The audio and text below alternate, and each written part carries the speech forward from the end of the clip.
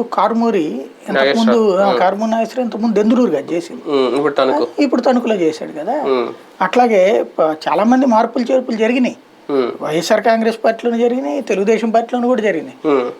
ఇప్పుడు దేవినేని ఉమా ఉన్నాడు, ఇదివరకు నందిగామ సీటు, నందిగామ ఎస్సీ అయ్యాక మైలవరం చేశాడు. మైలవరంలో ఆల్రెడీ జ్యేష్ఠ రమేష్ వీళ్ళు ఉన్నారు, వాళ్ళందరినీ పక్కన పెట్టించారు కదా. పార్టీని సింబల్ చూసి అభ్యర్థిని గెలిపించేస్తారా? అంతే కదా. ఇది లోకల్ గా వీళ్ళ ఇమేజ్ అనేటువంటిది ఒక ప్యాటర్న్. వీళ్ళదే ఎక్కువ ఉందనుకో పార్టీ మార్చదు, వీళ్ళ ఇమేజ్ తక్కువ ఉన్నప్పుడు పార్టీ మారుస్తుంటుంది. అంటే ఒక్కొక్క టైంలో ఆ వ్యూహాలు బిడిసికొట్టవు. అప్పుడు విడుదల రజని గారికి అక్కడ మంచి బలం ఉంది అని ఆవిడ గెలిచారు, అక్కడ ఇప్పుడు మంత్రిగా కూడా చేస్తున్నారు. ఆవిడ తీసుకొచ్చి ఇప్పుడు గుంటూరు పెడుతుంటే ఇక్కడ కార్యకర్తలు ఎంతవరకు సపోర్ట్ చేస్తారు? ఇక్కడ స్థానికులు వీళ్ళు మారరు కదా. కార్యకర్త అనేవాడు పార్టీని చూసేస్తాడు, మనిషిని చూసేస్తాడు అనేది లెక్క ఇక్కడ. అది కామన్ గా ఉంటది. మనిషిని చూసేసుకునేటట్టయితే కనుక ఆడు పార్టీ కార్యకర్త అవుడు.